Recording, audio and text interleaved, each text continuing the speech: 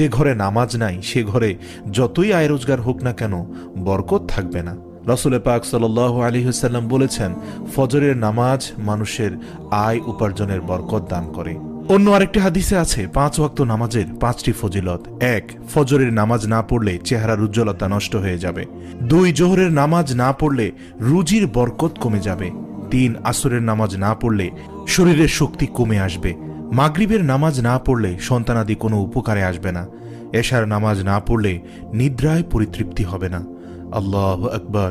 আল্লাহ রাব্বুল আলামিন নামাজের মাধ্যমে আমাদের ঘরের বরকত আনার তৌফিক দান করুক।